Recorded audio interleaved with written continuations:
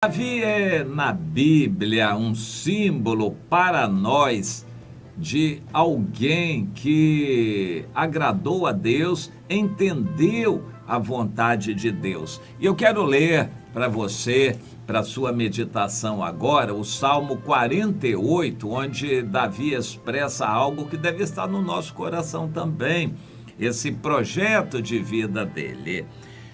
Grande é o Senhor e muito digno de ser louvado na cidade do nosso Deus. Ele se referia a Jerusalém.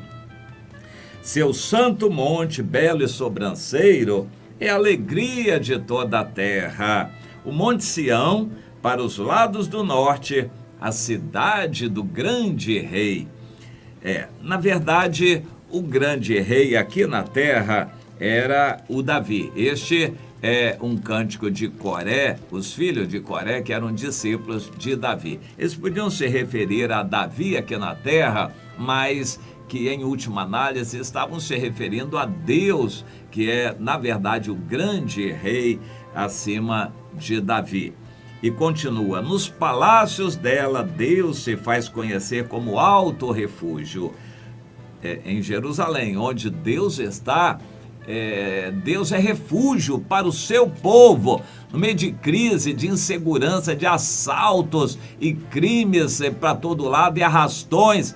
O Senhor é segurança para os que estão nele, na cidade edificada sobre o monte, a cidade do grande rei. Vamos entender isto. E o salmo continua: por isso, eis que os reis se coligaram, os outros reis, os do mundo, os políticos todos, e juntos sumiram-se. Bastou-lhes vê-lo e se espantaram. Tomaram-se de assombro e fugiram apressados. Esses filhos de Coré salmistas estão se referindo a Davi, que era temido pelos outros povos. Os outros povos tinham medo, tremiam diante de Davi, porque, primeiro, sabiam que Deus estava com ele e que aqui na terra, em batalhas, Davi era invencível e depois inflexível. Davi era violento. Ele tinha um coração muito grande, evitava fazer guerras, mas quando fazia guerra era para valer. Eu não me esqueço que uma vez eu falei isso para um filho meu. Meu filho, eu falando para uma criança, a criança não entende graça, perdão, esses conceitos não são compreensíveis para a criança só entende justiça, a coisa certa. Meu filho, a gente não briga, a gente foge de briga, a gente não arranja confusão, mas você é homem. Agora, se a briga acontecer, então dá para valer, vai com vontade na briga, não dá tapinha de moça não, entre na briga para valer. Bom, ele ouviu quieto. No outro dia veio todo eufórico, todo cheio de glória. O que tinha acontecido? Os meninos na escola tinham mexido com ele e ele estava muito chateado com isso. E aí veio o valentão e quis tirar onda com ele. Ele meteu o pé no peito do valentão, ele caiu para lá. A turma do Deixa Disso entra logo em cena, é claro, o inspetor, os professores, os funcionários da escola. E ele saiu como o grande. Dali por diante todo mundo passou a respeitá-lo. Eu dei essa orientação para ele, inclusive baseada na atitude de Davi, que fazia tudo para não entrar numa briga, mas depois que entrava era para valer. E esse Davi era temido pelos povos à sua volta. Para começar, ele dominava praticamente todos os povos vizinhos. Não queria expandir império além dos limites. Os povos vizinhos eram apenas dominados, mas Davi não ia lá, não incorporava esses países, Edom, Moabe, Amon e Filístia e Síria e tal. Davi não incorporava esses países a Israel. Apenas Davi dominava porque na guerra venceu esses povos, mas Davi não incorporava. Israel era Israel e só Israel. Davi não tinha desejos expansionistas de conquistar mais coisas. Ele se contentava. Agora, quando a guerra acontecia, ele ia para a guerra para valer. e por isso ele era temido. Não seria essa uma boa situação para nós, povo de Deus, se os que estão à nossa volta nos respeitassem? Isso aconteceu num plano espiritual no livro de Atos dos Apóstolos.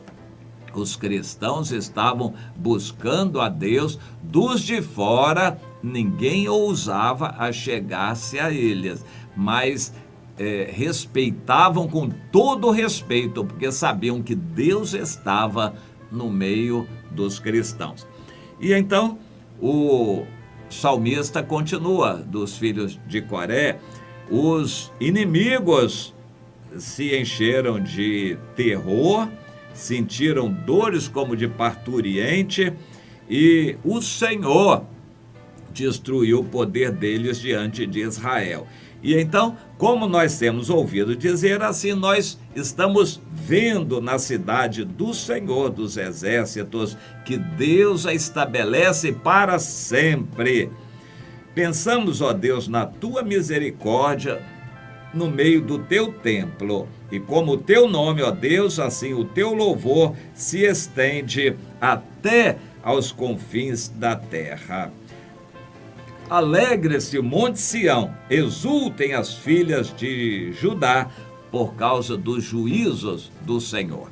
Eu vou parar aqui, esse Salmo 48 é muito interessante.